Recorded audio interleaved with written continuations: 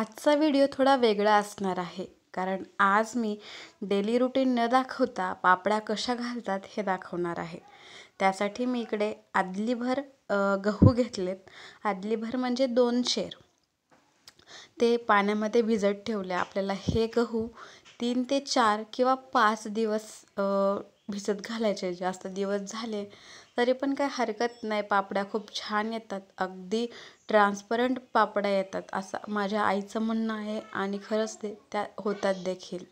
आज गहू भिजू घालून तब्बल 2 दिवस झाले आहेत. तुम्ही बघू शकता गहू असे फुगलेले दिसतात आणि त्याच्यामधून चीक बाहेर येतो.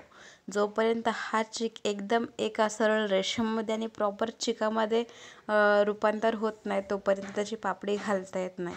आता ह्याच्या 2 डाळिंब्या होतात तुम्ही बघू शकता. तर ह्याच्या आपण पापड्या नाही घालू शकत. आज आहे 3रा दिवस. थोडेसे जास्त भिजलेले आहेत आणि त्यातून चीक बाहेर येतोय पण घट्टसर येतोय, असा पातळ येत नाही. आज 4था दिवस आहे आणि तुम्ही बघू शकता एवढे जास्त फुललेले आहेत ते गहू आणि त्याच्यातून प्रॉपर असा चीक बाहेर येतोय. तर हे गहू आईने स्वच्छ धुतले उपसून म्हणजे ज्याच्यात आपण भिजू घालतो त्यामधून काढायचे आणि चांगल्या पाण्याने स्वच्छ 2-3 पाण्याने धुवून घ्यायचे. म्हणजे त्याचा आंबट वास येणार नाही आणि आपण जेव्हा पापड्या घालू त्याचा पण वास येणार नाही. पूर्वी ना मशीन असायच्या, म्हणजे अजून देखील आहेत काही ठिकाणी. तर हे मशीनवरून आणले होते आणि ते एक घरची हात मशीन असते, त्याचा फोटो मी अटॅच करेल इकडे. तर आईने मशीनमधून जे गिरणी असते त्याच्यामधून हे काढून आणले आणि त्याला पिळायचं असतं, जेणेकरून जो चोथा जे फायबरसारखं आहे ते बाजूला होतं आणि प्युअर चीक जो आहे तो आपल्याला भेटतो. तर असं खूप वेळा प्रोसेस करावं लागतं, एकदा दोनदा पाणी टाकून आणि तो चोथा बाजूला काढायचा आणि जे चीक आहे तो एका भांड्यामध्ये किंवा कोणत्या पण भांड्यामध्ये तो ओतून ठेवायचा. त्याच्यामध्ये पाणी टाकायचं. जेव्हा आपल्याला पापड्या करायच्या तेव्हा ते वरचं पाणी काढून टाकायचं. हा चोथा आहे. तर हा चोथा गायगुरांसाठी खाण्यासाठी उपयोगी होतो आणि खूप चांगला असतो. ढोरं आवडीने खातात. तर आईने शेतातून पळसाचे पानं आणले होते. हल्ली पळसाच्या पानावर जास्त कोणी पापड्या म्हणजे करत नाही आणि घालत पण नाही, पण आईने आणल्या होत्या. आता मग नेक्स्ट डेला काय झालं, आधण ठेवलं आणि त्याच्यामध्ये चीक हाटला.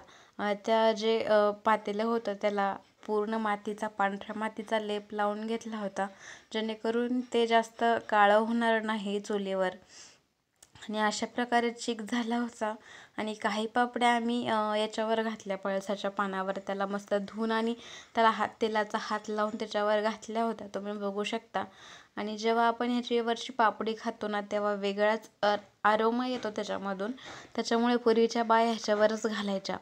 पण मेन पॉईंटला झालं काय की खूप वारं सुटलं आणि ते पानं उडू लागले. म्हणून मग आम्ही असा विचार केला की कापडावरच घालायच्या. हल्ली बायका आता कापडावरच पापड्या घालतात. पूर्वी साड्या किंवा धोतरावर घातल्या जायच्या पापड्या आणि मग त्या दुसऱ्या दिवशी वाळल्याच्या नंतर पाणी टाकून, पाण्याचा शिडकावा टाकून त्या पूर्ण काढल्या जायच्या, परत सुकवल्या जायच्या, अशी प्रोसेस होती. पण कापडावर जेव्हा पापड्या आपण घालतो तेव्हा खूप इझी जातात. ते आधण शिजलं होतं, आपला चीक शिजला होता आणि त्याच्यामध्ये आईने भरपूर असे तिळ टाकले होते.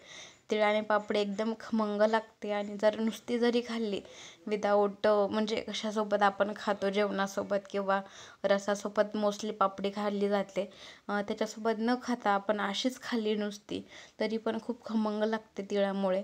त्याच्यामुळे घरचे तिळ असल्यामुळे ते भरपूर आईने टाकले होते तिळ त्यामध्ये.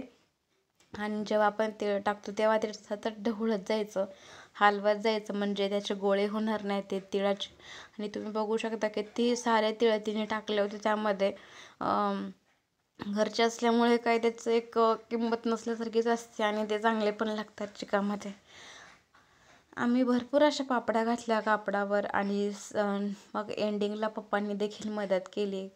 चिकाचा चमचा भरून घ्यायचा आणि थोडं असं पसरवायचं त्याला. ती पापडी होते. कापडावर जाड पापडी घातली की ती लवकर उलटल्या जाते.